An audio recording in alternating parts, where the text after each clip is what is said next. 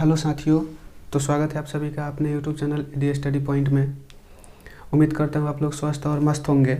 आज हम लोग बात करेंगे आपकी कक्षा 10 की जो सिलेबस है 2024 में जो आपका एग्ज़ाम होने वाला है उसके पूरे सिलेबस के बारे में। एक साल में हमको क्या क्या चीज़ पढ़ना है, क्या नहीं पढ़ना है, किन चीज़ों पर सबसे ज़्यादा फोकस करना है, इन सभी चीज़ों के बारे में हम लोग आज इस वीडियो में जानेंगे। अगर हम एक साल का रणनीति अच्छे से बनाते हैं, एक साल पूरा एक स्ट्रेटजी बना के, यानी कि आपका जो पूरे साल भर का जो पढ़ने का तरीका है, किस तरीके से पढ़ना है, आपका क्या रूटीन होना चाहिए पूरे साल भर का, और आपके सिलेबस क्या होना चाहिए, इन सब के बारे में आज हम लोग इस वीडियो में चर्चा करेंगे। अगर आप एक साल पूरे रणनीति के साथ पढ़ते हैं, यानी कि एक साल आपको पढ़ने के लिए 2024 में एग्ज़ाम देना है, तो आपका साल भर का एक रणनीति होना चाहिए। आज उसी रणनीति पे हम लोग बात करेंगे कि आपका कौन सा विषय कितना नंबर का पूछता है और कितना ऑब्जेक्टिव, कितना सब्जेक्टिव, कितना कौन सा प्रश्न पूछा जाता है और आपको कितना उसमें बनाना होता है। तो आज हम लोग पढ़ेंगे क्लास 10th का जो ऑल सब्जेक्ट है, ऑल सब्जेक्ट एक इंग्लिश को छोड़ के ऑल सब्जेक्ट जो है उसके सिलेबस के बारे में। और कहा जाता है कि पढ़ना है तो आपको एक रूटीन होना चाहिए, आपको एक लक्ष्य होना चाहिए कि हमको इस चीज़ पर एक टॉपिक होना चाहिए कि इस पर पढ़ना है।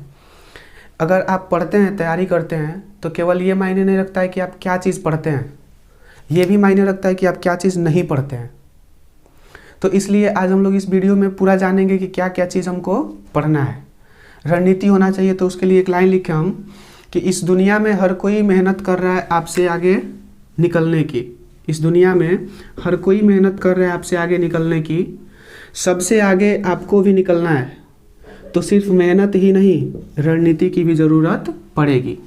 यानी कि हमको सबसे आगे निकलना है, 450 नंबर प्लस लाना है, तो हमारे एक साल का एक रणनीति भी होना चाहिए, जिस रणनीति के आधार पर हम साल भर मेहनत करें और जो 2024 का हमारा कहें क्या युद्ध है या फिर कहें जंग है, उसको जीते और अच्छे तरीके से एक भव्य जीत हासिल करें। तो आज हम लोग चर्चा करेंगे सभी विषयों के सिलेबस के बारे में। तो चलिए सबसे पहले हम लोग शुरू करते हैं। आपका जो मैथ है, गणित का सिलेबस क्या है, गणित के बारे में चर्चा करते हैं आज। सबसे पहले तो अगर हम कहें कि आपका जो गणित है, गणित मैथमेटिक्स,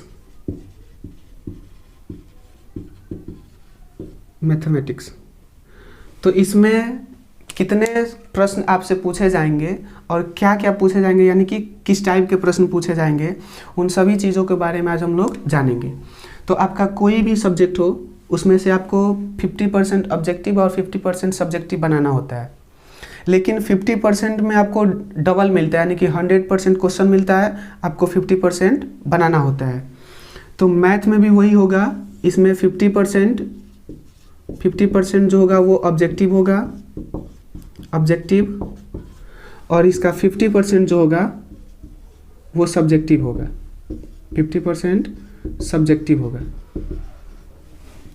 ऑब्जेक्टिव को हिंदी में हम लोग कहेंगे वस्तुनिष्ठ, वस्तुनिष्ठ, ऑब्जेक्टिव को वस्तुनिष्ठ तथा सब्जेक्टिव को आत्मनिष्ठ, आत्मनिष्ठ। अच्छा, आपको पता होना चाहिए कि ये ऑब्जेक्टिव और सब्जेक्टिव का मतलब क्या है। ऑब्जेक्टिव का हिंदी हम लोग देख रहे हैं कि वस्तुनिष्ठ, और सब्जेक्टिव का हिंदी हम लोग देख रहे हैं आत्मनिष्ठ।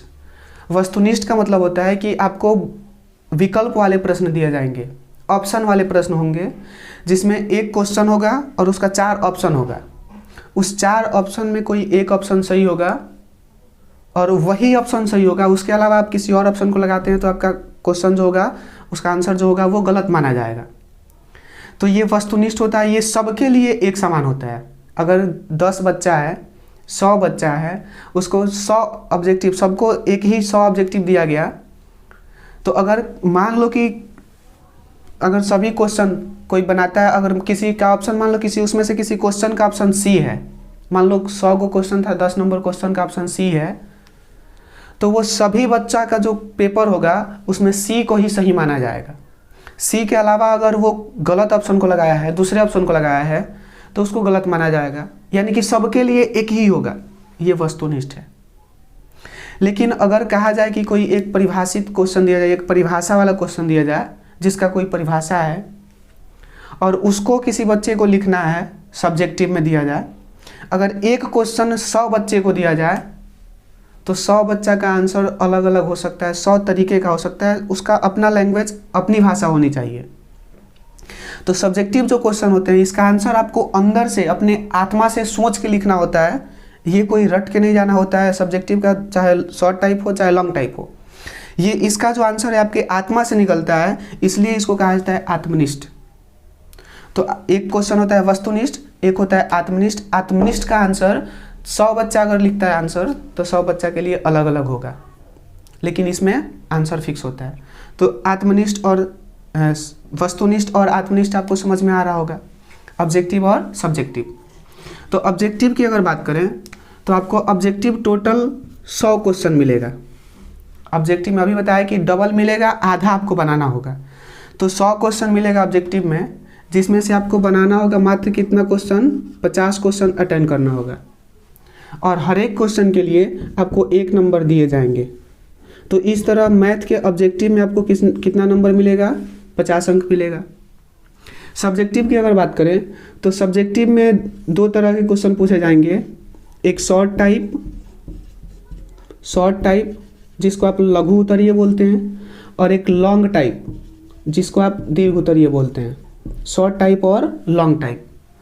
शॉर्ट टाइप में भी डबल क्वेश्चन होंगे, आधा बनाना होगा, यानी कि शॉर्ट टाइप में आपको 30 क्वेश्चन दिए जाएंगे।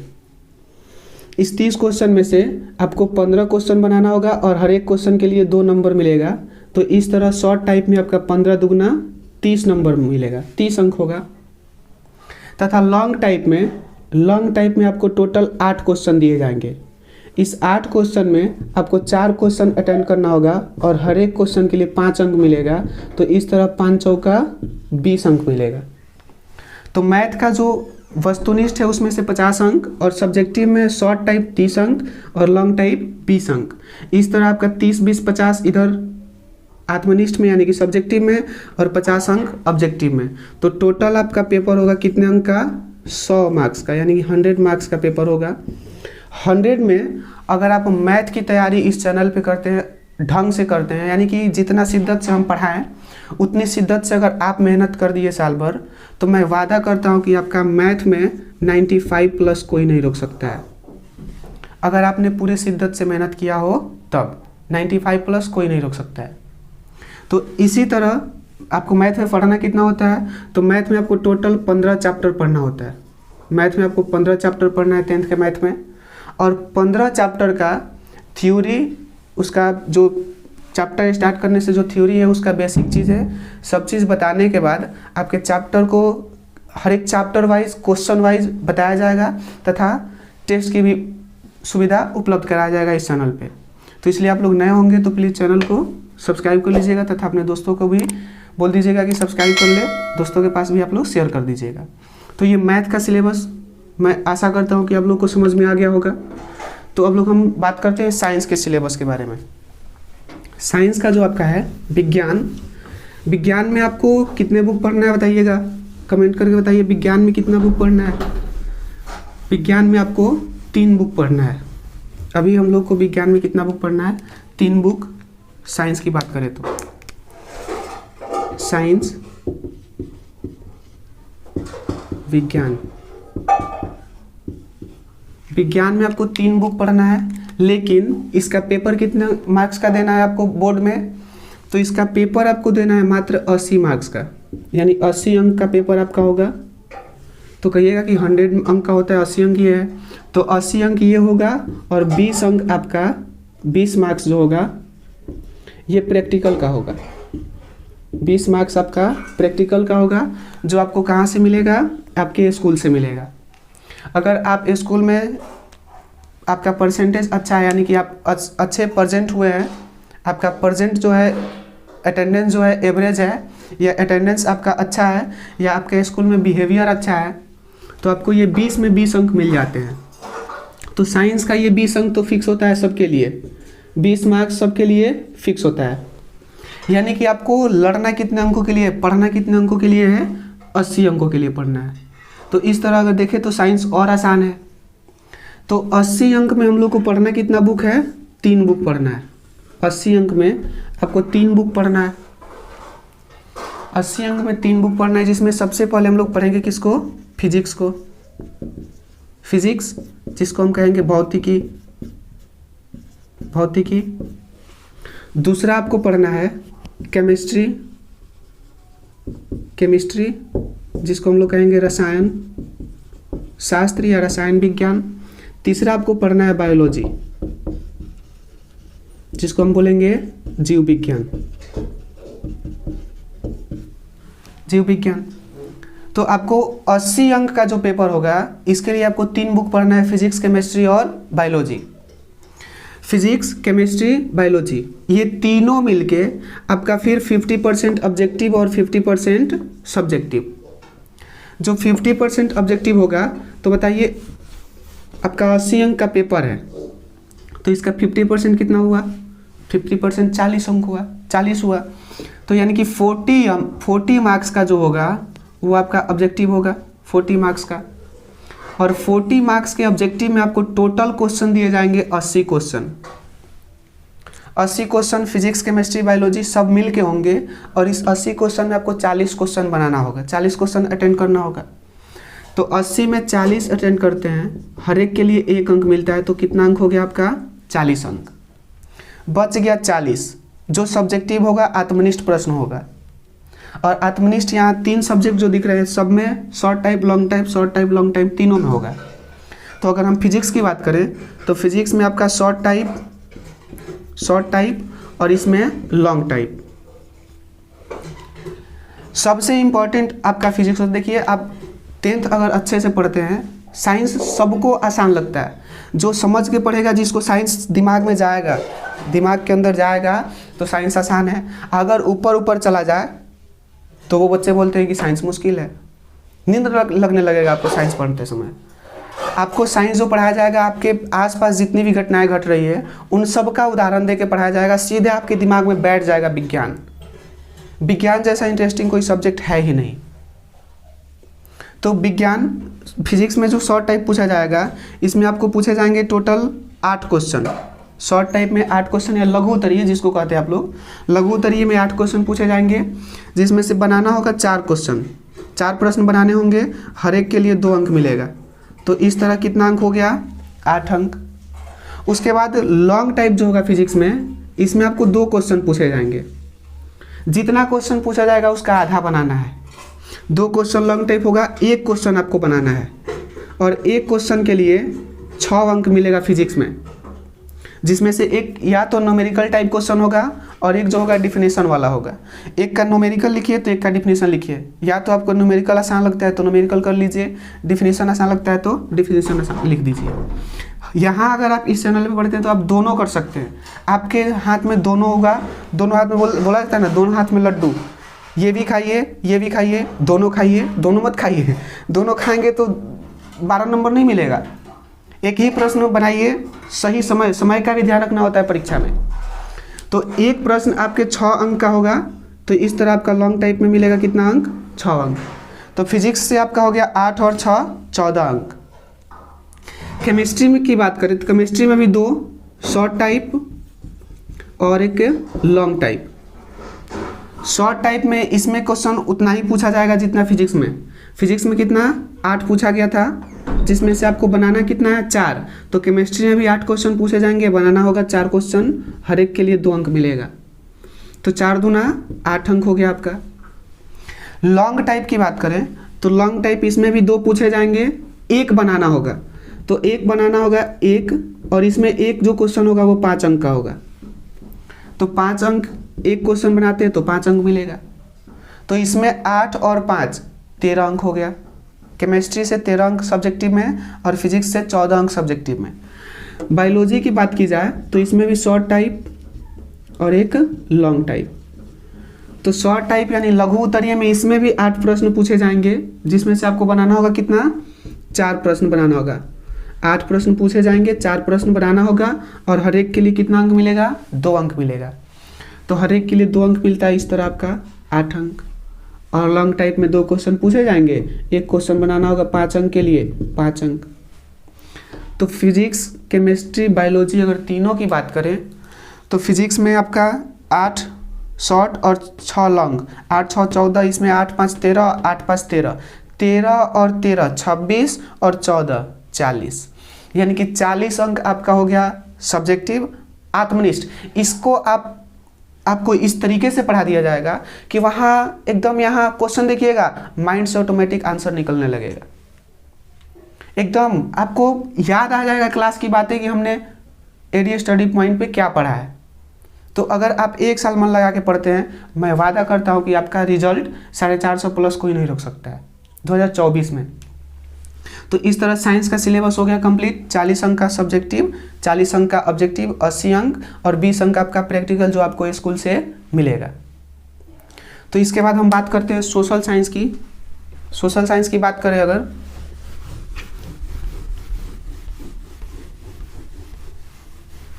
सोशल साइंस में बताइए कितना सब्जेक्ट पढ़ना होता है। सोशल साइंस में कितना सब्जेक्ट आपको पढ़ना होता है? सोशल साइंस, जिसको आप हिंदी में बोलते हैं सामाजिक विज्ञान।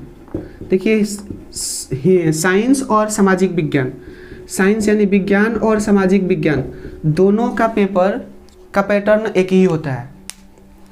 इसमें भी 80 अंक का पेपर आपका होगा बोर्ड में, 80 अंक का, और 20 मार्क्स जो आपको मिलेंगे वो स्कूल से मिलेंगे प्रैक्टिकल आपका। 20 मार्क्स जो होगा वो प्रैक्टिकल का मिलेगा। और प्रैक्टिकल का बता दिए कि 20 में 20 मिल जाता है। तो साइंस में अगर आप मान लीजिए कि 40 का ऑब्जेक्टिव था, 40 का 40 बना के आते हैं पूरा, अगर 1 साल मन लगा के पढ़ते हैं तो 40 ऑब्जेक्टिव में 1 नंबर भी कटने वाला नहीं है। और 40 का सब्जेक्टिव लिख के आएंगे, ये वादा है, अगर 40 सब्जेक्टिव लिख के आते हो तो 37-38 नंबर उसमें मिल जाते हैं।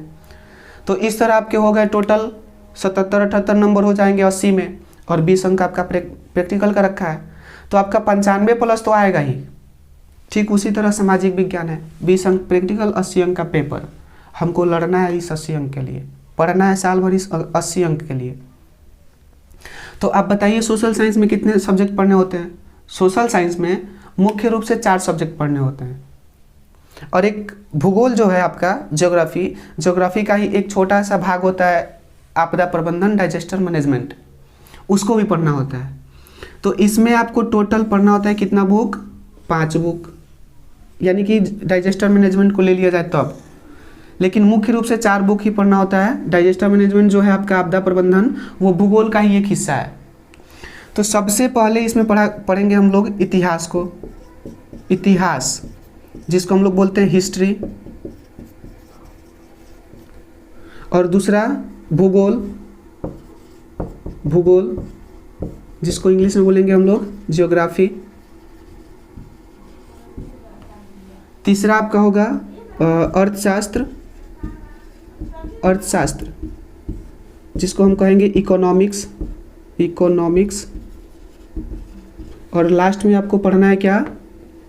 पॉलिटिकल साइंस, यानी कि राजनीतिक, राजनीतिक विज्ञान,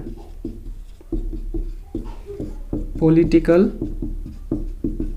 साइंस, राजनीतिक विज्ञान। भूगोल का ही एक छोटा सा अंश होगा आपदा प्रबंधन, आपदा प्रबंधन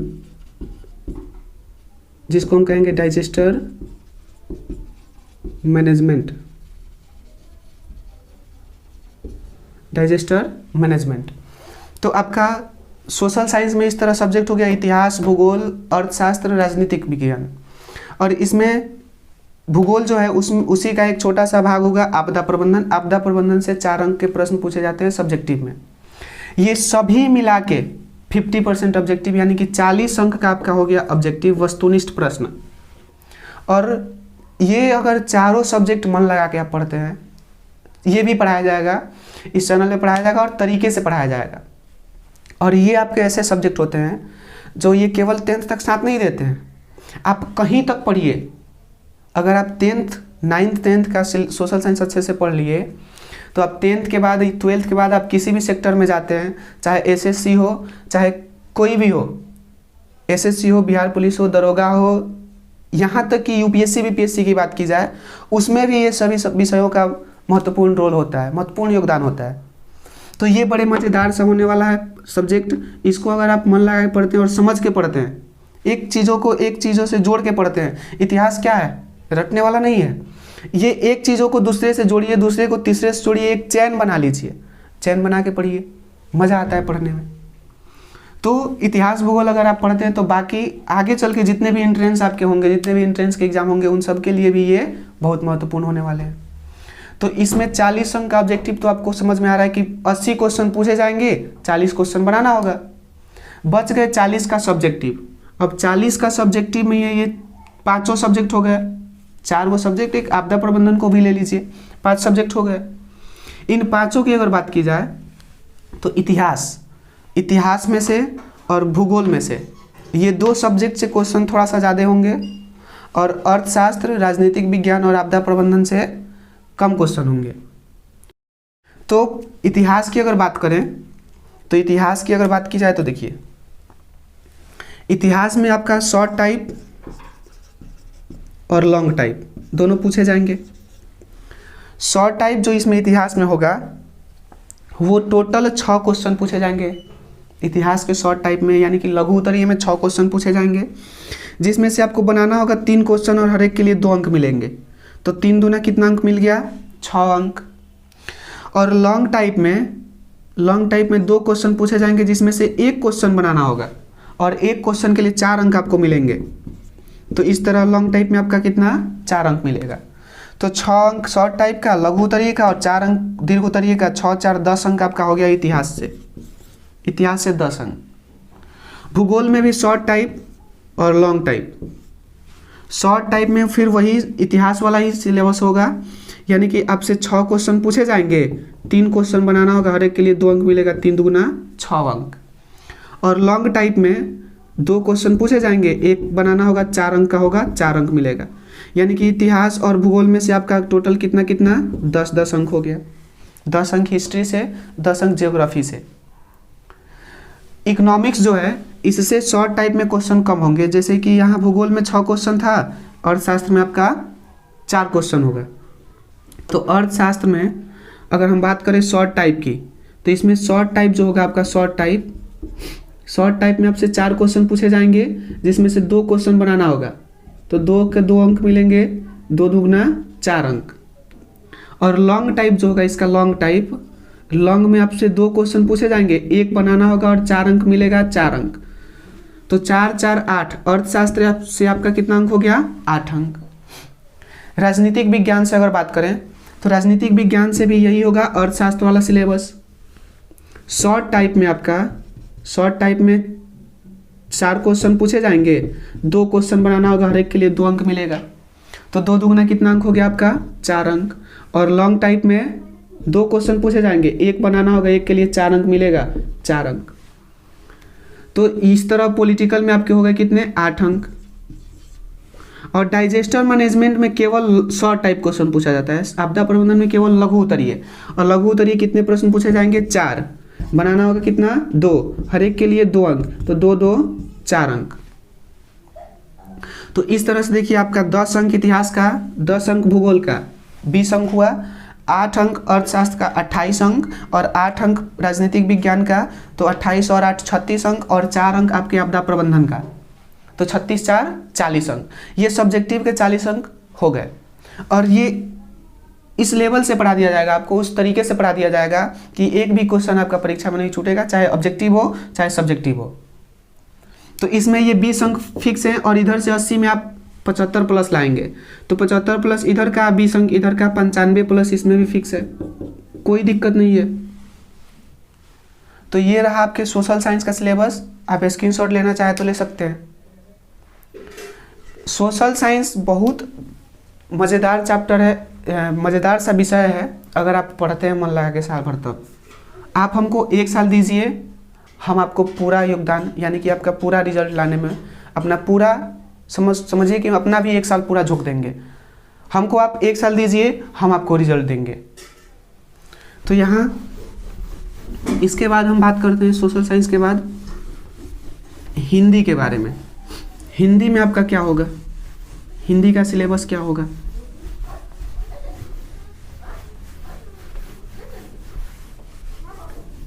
हिंदी तो सबको आसान लगता है, हिंदी जो है हमारा मातृभाषा है। तो हिंदी की बात करें अगर,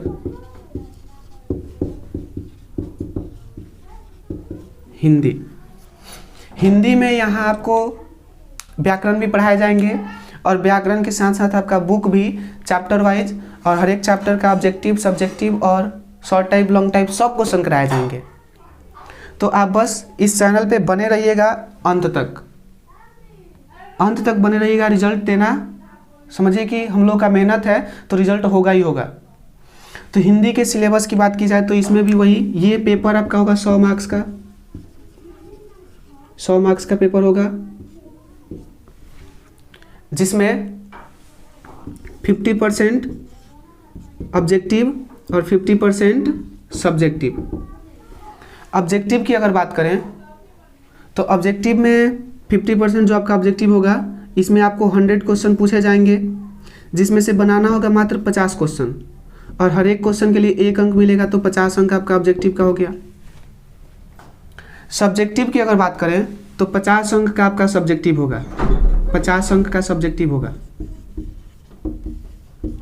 जिसमें ये बड़ा आसान सा सिलेबस है। आपको 20 अंक तो मिल जाते हैं गद्यांश पढ़ के जो आंसर देना होता है। 1 नंबर जो क्वेश्चन होगा हिंदी, जो आप सब्जेक्टिव करने जाएंगे सेक्शन बी में, तो जो पहला क्वेश्चन होगा वो गद्यांश पढ़ के आंसर देना होगा, उसमें गद्यांश पढ़ के। और इसमें दो क्वेश्चन आपको दिए जाएंगे गद्यांश में। 2 क्वेश्चन में से एक नंबर का ए होगा, एक का बी होगा, यानी कि अ ब देता है ऐसे या अथवा करके देता है। इसको पढ़ना होता है। इसमें से आपको 5 क्वेश्चन नीचे पूछे जाएंगे और हर एक का आंसर देना होता है। और हर एक का आंसर कितना अंक का होगा? 2-2 अंक का। तो इस तरह आपके हो जाएंगे कितना? 10 अंक। तो एक नंबर क्वेश्चन से गद्यांश से आपको मिल जाएगा कितना अंक? 10 अंक। फिर दूसरा नंबर जो क्वेश्चन होता है उसमें भी गद्यांश होता है और इसमें भी गद्यांश आपको पढ़ना होता है। आप पढ़ के और इसका आंसर आपको देना होता है। इसमें भी आपको 5 क्वेश्चन पूछे जाएंगे, शॉर्ट टाइप, हर एक के लिए 2 अंक होगा, तो 10 अंक। तो इस तरह से केवल पढ़ के आंसर देने वाला 10 अंक, 10 अंक, 20 अंक। 2 क्वेश्चन था, दोनों का गद्यांश है, तो 20 अंक आपका हो गया। इस 20 अंक के बाद आपको मिल जाएंगे क्या? निबंध। तीसरा नंबर क्वेश्चन आपको दिख जाएगा निबंध। और निबंध जो होगा ये 200, 150, 200 या 250 के आसपास शब्दों में आप लिख सकते हैं इसको। और निबंध में आपको निबंध जो होगा आपका 10 अंक का होगा। 10 अंक के निबंध में आपसे 10 अंक का निबंध जो होगा, ये आपको निबंध या कहिए आप पत्र लेखन कहिए, तो इसमें आपको 5 ऑप्शन दिए जाएंगे, जिसमें से किसी एक पर निबंध लिखना होता है। एक पर निबंध लिखना होता है और एक के लिए आपको 10 अंक मिल जाते हैं, यानी कि आपका 10 अंक हो गया निबंध का। तो 10 अंक निबंध का हो गया, यानी कि इस तरह गद्यांश 2 20 अंक, एगो निबंध 10 अंक, 30 अंक हो गया आपका। बच गया 20 अंक। 20 अंक में आपको एक पत्र लेखन आता है। पत्र लेखन या फिर आप कहते हैं एप्लीकेशन जो है, पत्र लेखन 5 अंक का आता है। पत्र लेखन के अथवा में आपका संवाद होता है। 2 व्यक्तियों के बीच संवाद, किसी भी विषय पर संवाद करना होता है, यानी कि बातचीत। तो बातचीत को लिखिए या पत्र लिखिए, इसमें आपको कितने अंक मिल जाते हैं? 5 अंक मिल जाते हैं। बच गया अब आपका बुक। बिना बुक यानी कि आउट ऑफ बुक, आपकी किताब से बाहर क्वेश्चन क्या होंगे? 10, 20 अंक का गद्यांश, एक 10 अंक का निबंध। निबंध भी आपसे कराया जाएगा। तो 30 अंक ये हो गया, 5 अंक, 35 अंक। आपको बुक से कितना अंक करना है? मात्र 15 अंक। बुक कितने अंकों के लिए पढ़ना है सब्जेक्टिव में? 15 अंकों के लिए, बाकी ऑब्जेक्टिव में कम आएगा। तो बुक से जो आपका होगा 4 नंबर क्वेश्चन, उसमें लघु उत्तरीय आपसे 10 क्वेश्चन पूछे जाएंगे, जिसमें से बनाना होगा 5 क्वेश्चन और हर एक के लिए 2 अंक मिलेगा। तो इस तरह आपका 10 अंक मिलेगा। और दीर्घ उत्तरीय एक आपका होगा दीर्घ उत्तरीय में 2 प्रश्न पूछे जाते हैं अथवा करके। एक कविता का 2 लाइन दे देगा और कहेगा कि इसका अर्थ स्पष्ट करें या भाव स्पष्ट करें। और क्या करेगा कि कविता का 2 लाइन दे देगा अथवा करके, कहेगा इसकी व्याख्या करें। तो अगर कोई पद दे देता है तो अर्थ स्पष्ट करने को या व्याख्या करने को वो कितना अंक का, 5 अंक का पूछेगा दीर्घ उत्तरीय में। तो 10, 5, 15, लघु उत्तरीय 10, दीर्घ उत्तरीय 5, 15 अंक हो गया। गद्यांश 20 अंक, 35 अंक, और 10 अंक का आपका निबंध 45 अंक, और 5 अंक का संवाद या पत्र लेखन, संवाद यानी बातचीत या पत्र लेखन। तो इस तरह आपका हिंदी का 50% सब्जेक्टिव कंप्लीट होता है और 50% ऑब्जेक्टिव है आपका।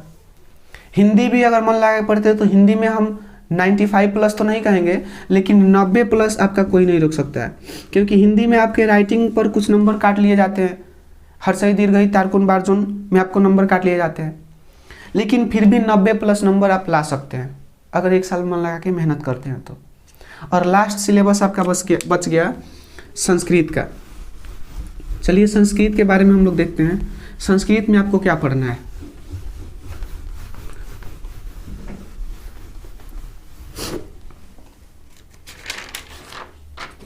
संस्कृत जो आपका है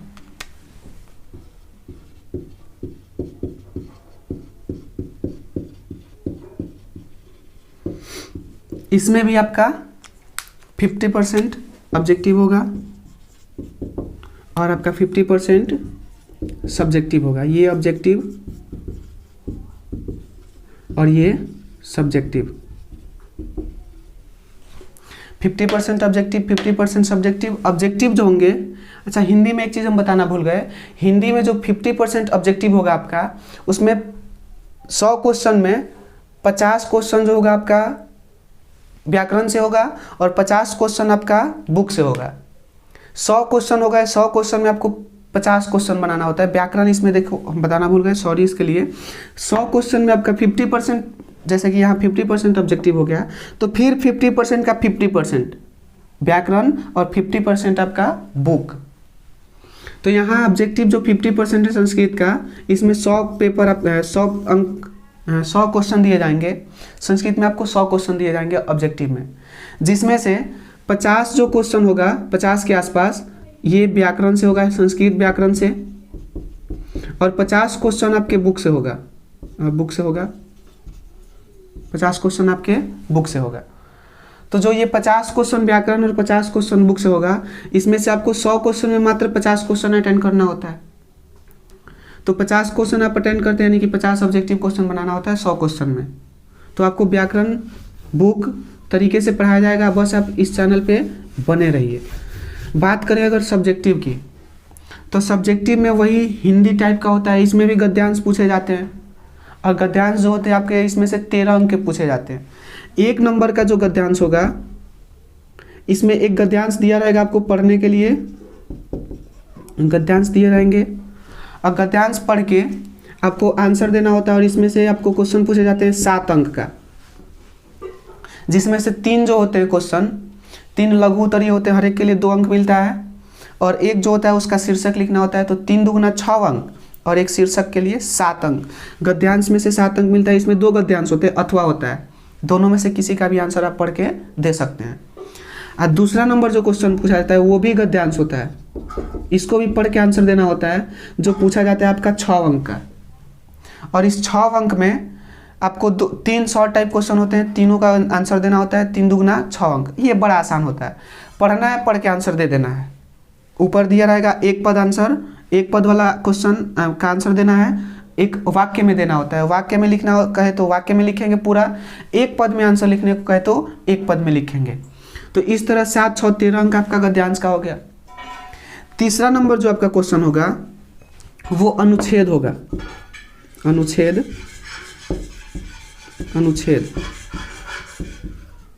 या अनुच्छेद लेखन 7 वाक्यों में। अनुच्छेद का मतलब समझते हैं आप, निबंध। कोई एक टॉपिक दे देगा, गाय पर निबंध या होली पर निबंध, और कहेगा कि 7 वाक्यों में निबंध लिखिए। 7 वाक्य लिख दिए, यानी कि 7 लाइन लिख दीजिए। और 7 लाइन अगर आप लिख दिए तो आपका 7 अंक यहाँ से हो गया अनुच्छेद से।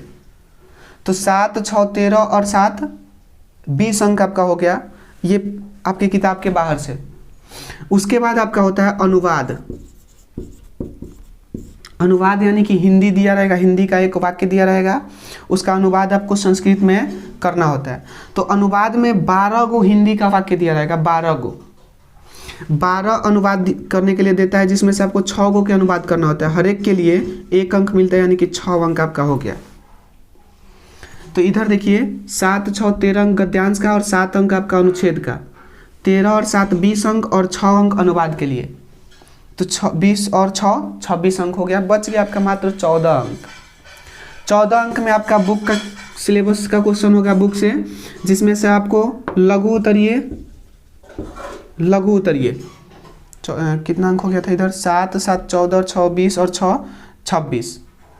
बच गया था आपका कितना 26, अच्छा 50 अंक का है ना, सॉरी हमको लगा सोशल साइंस है। 50 अंक का इसमें है, तो और आपका बच गया 24 अंक। 24 अंक में आपको शॉर्ट टाइप लघु उतरिए 16 क्वेश्चन पूछे जाएंगे, जिसमें से 8 क्वेश्चन का आंसर देना होगा और हर एक के लिए 2 अंक मिलेगा। तो 8 दूगुना 16 अंक हो गया।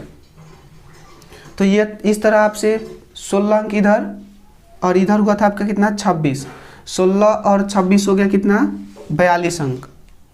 एक चीज़ हम छोड़ दिए हैं, पत्र लेखन। ये अनुच्छेद लेखन था 7 वाक्यों में, एक पत्र लेखन आता है। पत्र लेखन आपका आता है, पत्र जैसे हिंदी एप्लीकेशन आप लिखते हैं ना हिंदी में, वैसे ही आपका पत्र लिखने को आता है। कितने अंक में 8 अंक में। तो 42 और 8 आपके कितने हो जाते हैं पूरा 50। यानी कि देखिए अब से 2 गद्यांश, एक 7 अंक का एक 6 अंक का, 13 अंक का हो गया। अनुच्छेद यानी कि 7 वाक्यों में लेख लिखने को आएगा, लेख लिखने को 7 वाक्यों में आएगा, तो आपका 7 अंक इससे मिल जाते हैं। तो 13 और 7 20 हो गए। अनुवाद करने के लिए 6 अंक, 20 6 26 अंक। लघु उतरिए 16 क्वेश्चन होंगे, 8 बनाना होगा तो 16 अंक मिलेंगे। तो 26 और 16 42 अंक। और पत्र लिखने को आएगा, एप्लीकेशन लिखने को, इस तरह आपका उसका मिल जाता है 8 अंक। तो 42 और 8 50। तो इस तरह 50 अंक का सब्जेक्टिव, 50 अंक का ऑब्जेक्टिव दोनों कंप्लीट हो जाता है संस्कृत का। तो उम्मीद करता हूँ कि आपको ये 5 विषय का पूरा सिलेबस समझ में आया होगा। अगर हम स्लो बोल रहे होंगे तो यूट्यूब आपको ये सुविधा देती है कि आप स्पीड को बढ़ा के देख सकते हैं। अगर स्पीड बोल रहे होंगे तो आपको सुविधा देती है कि आपको स्लो करके देख सकते हैं। लेकिन मैं कहूँगा कि अगर आप पूरा वीडियो को देखते हैं और पूरा रणनीति के साथ इस पर पढ़ते हैं, मेहनत करते हैं, तो 2024 में 450 प्लस नंबर लाने से कोई नहीं रोक सकता है। तो आपको वीडियो पूरा देखने के लिए धन्यवाद। बने रहिए इस चैनल पे, नए हैं तो सब्सक्राइब जरूर करिएगा।